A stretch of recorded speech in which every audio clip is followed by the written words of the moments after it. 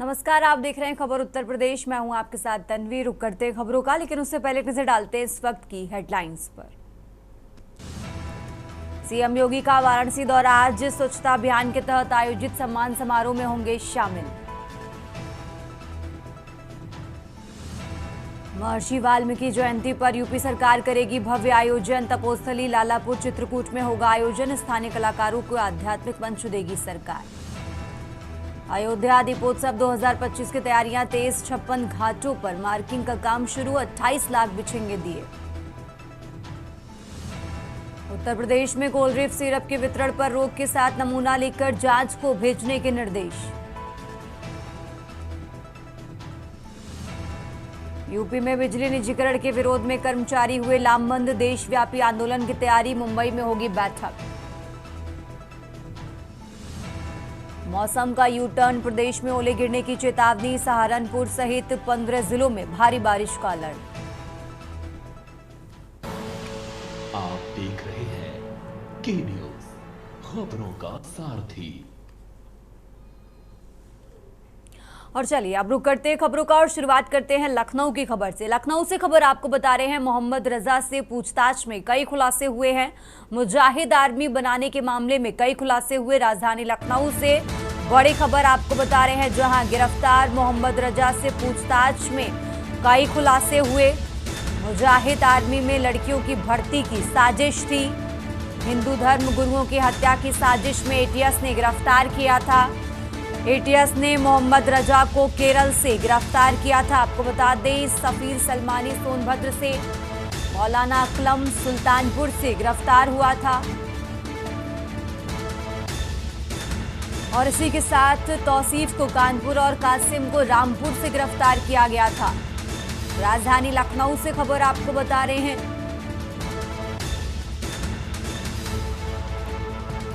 मोहम्मद रजा से पूछताछ में कई खुलासे हुए हैं।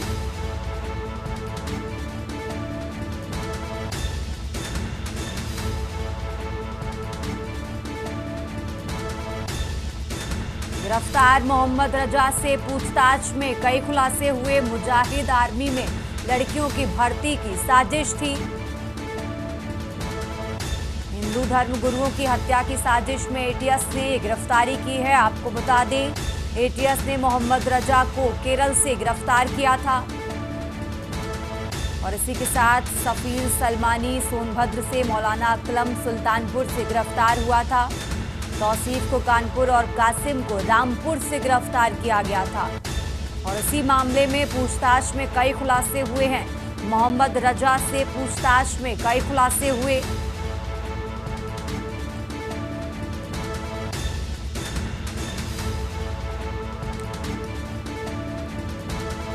तो लखनऊ से ये अहम जानकारी आपको बता रहे हैं, जहां गिरफ्तार मोहम्मद रजा से पूछताछ में कई खुलासे हुए हैं। हिंदू धर्म गुरुओं की हत्या की साजिश में एटीएस ने ये गिरफ्तारी की थी। और इसी मामले की पूछताछ में अब कई खुलासे हुए हैं। लखनऊ से ये अहम जानकारी आपको बता रहे हैं, जहां सफीर सलमानी सोनभद्र से, मौलाना अकमल सुल्तानपुर से गिरफ्तार हुआ था।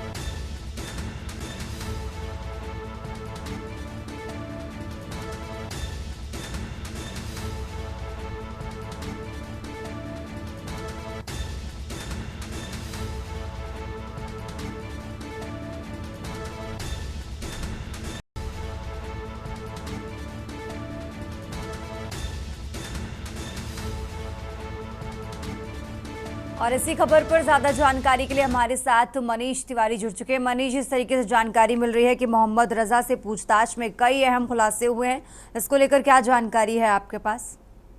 जिस प्रकार से एटीएस के द्वारा जो है मोहम्मद रजा को जो है 2 दिन पहले जो है गिरफ्तार किया गया था और जिस प्रकार से उससे पूछताछ के बाद जो है उसने बहुत सारी अहम जानकारियां दी और जिसमें उसे सबसे पहले जो लड़कियों को जो कट्टरपंथी लड़कियां थी उनको जो है अपने उसमें गिरोह में शामिल करने का जो है उसके द्वारा प्लान किया गया। जिस प्रकार से देखा जा सकता था जो हिंदू धर्म गुरु थे उनकी हत्या की जो है उसने प्लानिंग की, इसी के तहत पूरा वो षड्यंत्र कर रहा था। और देखा जाए इसके जो साथी के तौर पे तौसीफ और कासिम को जो है गिरफ्तार किया गया और लगातार इससे पूछताछ की जा रही है एटीएस के द्वारा और कई ऐसे मामले उससे खुलते जा रहे हैं जिससे काफी गंभीरता से जो है उसकी कड़ियां जो है पाकिस्तान से जुड़ती हुई नजर आ रही हैं। तो कहा जा सकता है जिस प्रकार से जो है मोहम्मद रजा की गिरफ्तारी जिस प्रकार से एटीएस ने केरल से की थी और उसके बाद जो है उसके तार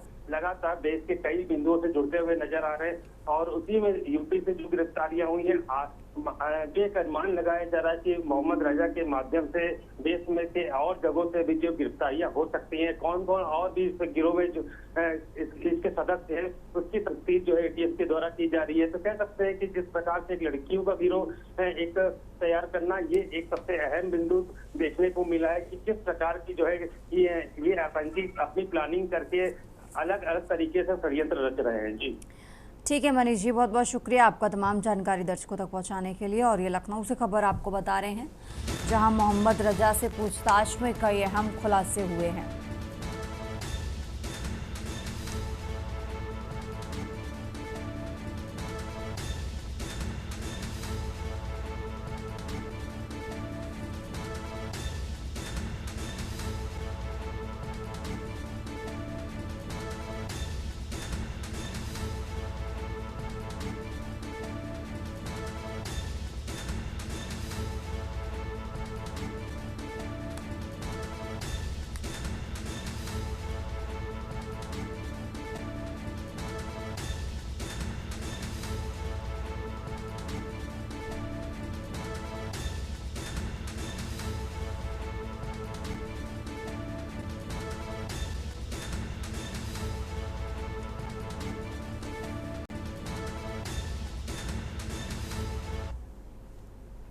और अब खबर रायबरेली से है जहां युवक को चोर समझकर पीट कर उसकी हत्या कर दी गई है। ससुराल आए दलित युवक को चोर समझकर पीटा गया। सांसद राहुल गांधी ने मृतक के परिजनों से फोन पर बातचीत की है। आपको बता दें वायरल वीडियो में मृतक हरिओम ने राहुल गांधी का नाम लिया था। राहुल गांधी का नाम लेते ही दबंगों ने कहा यहाँ बाबा के लोग हैं। अर्धनग्न कर पीटा गया था मृतक युवक। तो पिटाई का वायरल वीडियो देख हैरान है सभी। तो पुलिस ने इस मामले में अब तक 5 लोगों को गिरफ्तार कर जेल भेजा है। एक दरोगा व 2 सिपाहियों को इस प्रकरण में सस्पेंड भी किया गया है। तो मृतक हरिओम की पत्नी पिंकी ने सरकार से गुहार लगाई है। मृतक हरिओम की एक 12 साल की बेटी है। फतेहपुर से अपनी ससुराल रायबरेली जा रहा था मृतक। तो हरिओम ऊंचाहार कोतवाली क्षेत्र के ईश्वरदासपुर गांव में मिला था मृतक का शव। तो रायबरेली से खबर आपको बता रहे हैं मृतक हरिओम की एक 12 साल की बेटी है और उसकी पत्नी ने अब सरकार से गुहार लगाई है।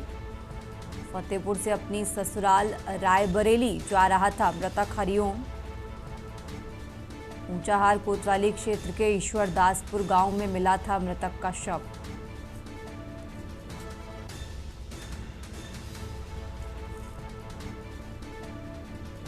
तो ससुराल आए दलित युवक को चोर समझकर पीटा गया और इस पिटाई में उसकी मौत हो गई है। रायबरेली से खबर आपको बता रहे हैं ऊंचाहार कोतवाली क्षेत्र के ईश्वरदासपुर गांव में मिला था शव। सांसद राहुल गांधी ने मृतक के परिजनों से फोन पर बातचीत की।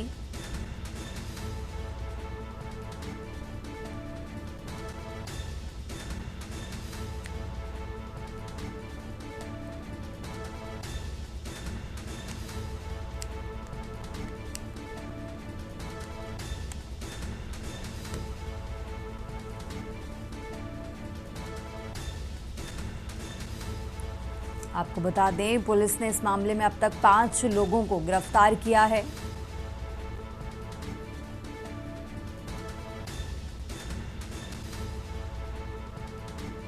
एक दरोगा व 2 सिपाहियों को इस मामले में सस्पेंड भी किया गया है।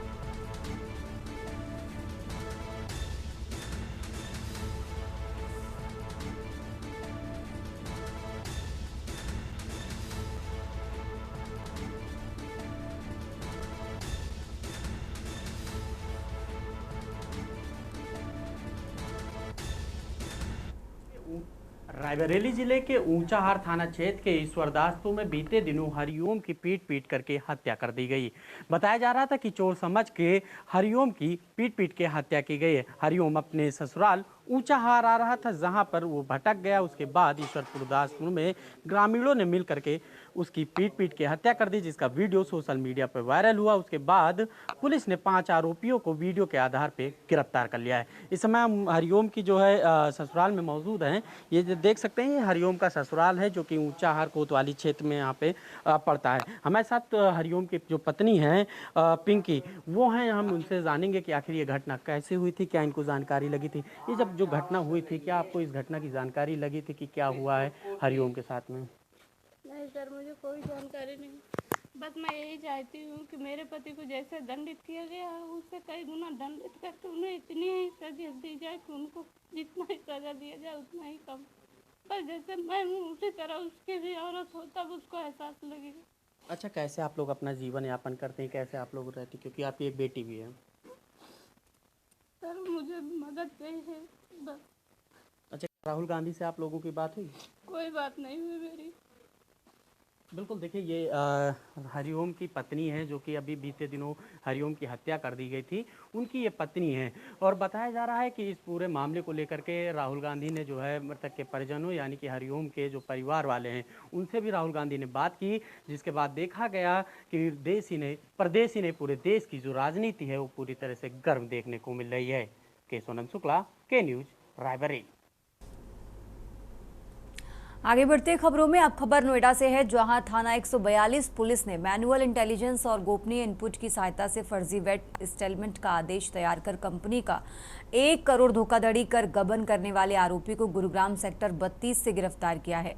पुलिस की गिरफ्त में खड़े चैतन्य चौहान उर्फ चमन सिंह, जो पेशे से चार्टर्ड अकाउंटेंट है, सेंट्रल नोएडा के एडीसीपी शैव्या गोयल ने बताया कि वादी की तरफ से 5 अगस्त को एक शिकायत दी गई थी, जिसके अनुसार चैतन्य चौहान और चमन सिंह कंपनी में मैनेजिंग टैक्स सेशन पद पर तैनात था। आरोपी वर्तमान समय में गुड़गांव स्थित एक कंपनी में डिप्टी मैनेजर के पद पर तैनात है।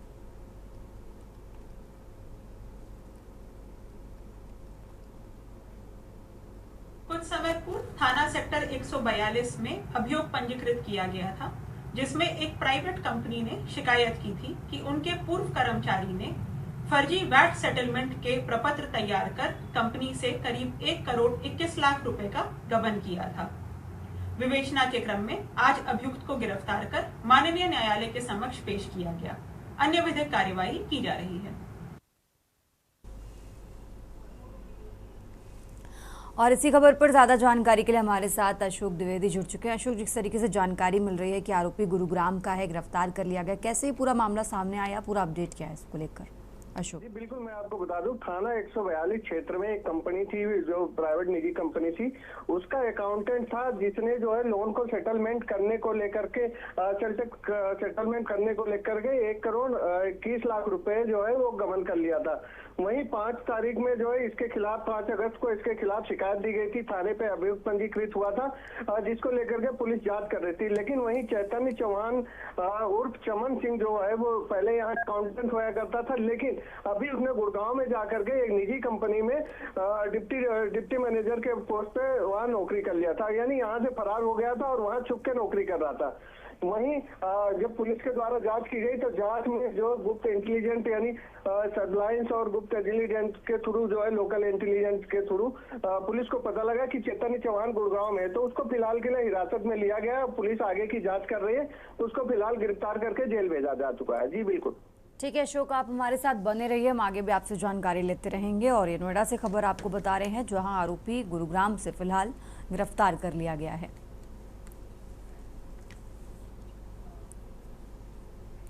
आगे बढ़ते हैं खबरों में। खबर नोएडा से है, जहां थाना फेज 3 पुलिस ने मल्टीनेशनल कंपनी में काम करने वाले MBA की डिग्री धारक मुन्ना भाई को IBPS की परीक्षा में फर्जी दस्तावेज तैयार कर परीक्षार्थी के स्थान पर परीक्षा देने के आरोप में गिरफ्तार किया है।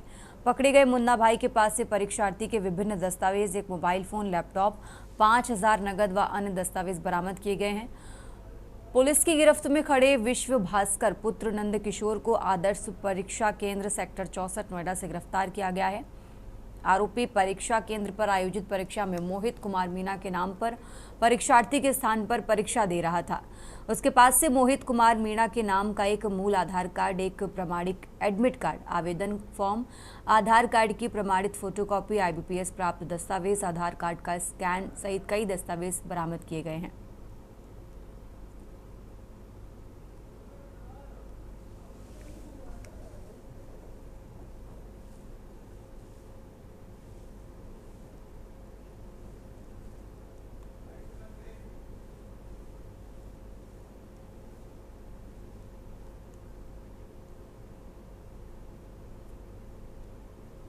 कुछ समय पूर्व थाना सेक्टर 142 में अभियोग पंजीकृत किया गया था, जिसमें एक प्राइवेट कंपनी ने शिकायत की थी कि उनके पूर्व कर्मचारी ने फर्जी वैट सेटलमेंट के प्रपत्र तैयार कर कंपनी से करीब 1 करोड़ 21 लाख रुपए का गबन किया था। विवेचना के क्रम में आज अभियुक्त को गिरफ्तार कर माननीय न्यायालय के समक्ष पेश किया गया।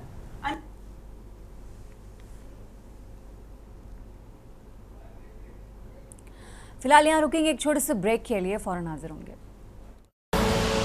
आप देख रहे हैं के न्यूज, खबरों का सारथी। ब्रेक से वापस आ चुके हैं, रुक करते हैं खबरों का। खबर हरदोई से है, जहां पुलिस व 25-25 हजार के इनामी आरोपियों के साथ पुलिस की मुठभेड़ हुई है।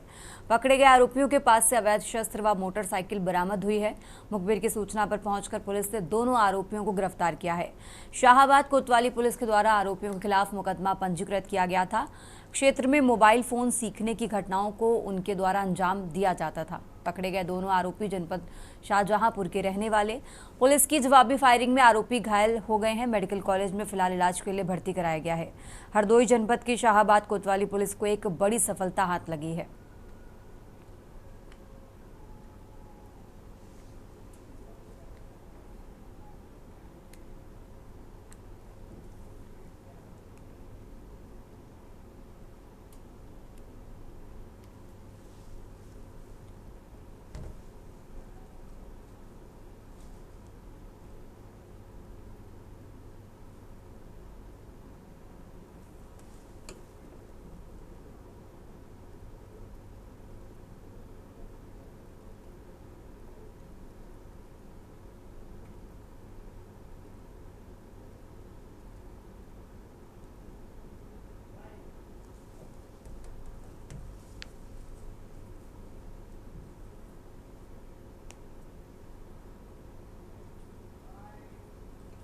हजार 25 को रात्रि लगभग 12:30 बजे थाना कोतवाली शहर पुलिस द्वारा गश्त की जा रही थी। तभी मुखबिर द्वारा सूचना दी गई कि एक व्यक्ति जिसका नाम मुहर्रम अली पुत्र छोटकन्नू निवासी ग्राम सतौथा थाना हरपालपुर का है, जिस पर थाना कोतवाली शहर में 25,000 का इनाम है और गैंगस्टर एक्ट में वांछित है। यह व्यक्ति थाना कोतवाली शहर क्षेत्र बावन रोड बाईपास पर आने वाला है। इस सूचना पर स्थानीय पुलिस द्वारा तत्काल घेराबंदी की गई। इसके उपरांत अभियुक्त द्वारा पुलिस पर जान से मारने की नीयत से फायर किया गया। जवाबी कार्रवाई में पुलिस द्वारा फायर किया गया, जिसमें अभियुक्त के पैर में गोली लगी है। अभियुक्त के कब्जे से एक 315 बोर तमंचा, एक जिंदा कारतूस, 2 खोखा व एक मोटरसाइकिल बरामद की गई है। अभियुक्त को उपचार के लिए जिला अस्पताल हरदोई में भर्ती कराया गया है। अन्य आवश्यक वैधानिक कार्रवाई प्रचलित है।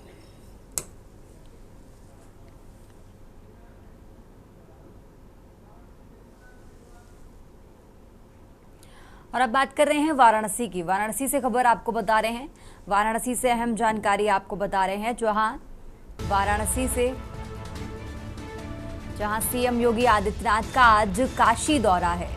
तो वाराणसी से खबर आपको बता रहे हैं, जहां 3 दिवसीय सम्मेलन में शामिल होंगे सीएम योगी। 400 सफाई कर्मियों को स्वच्छता किट का वितरण करेंगे।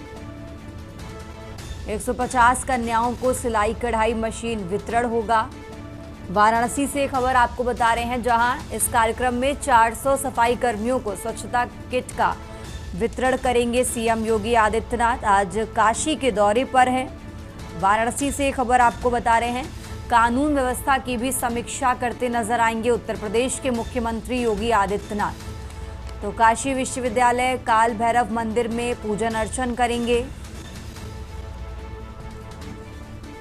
तो आज काशी के दौरे पर हैं उत्तर प्रदेश के मुख्यमंत्री योगी आदित्यनाथ। वाराणसी से खबर आपको बता रहे हैं, 3 दिवसीय सम्मेलन में शामिल होंगे।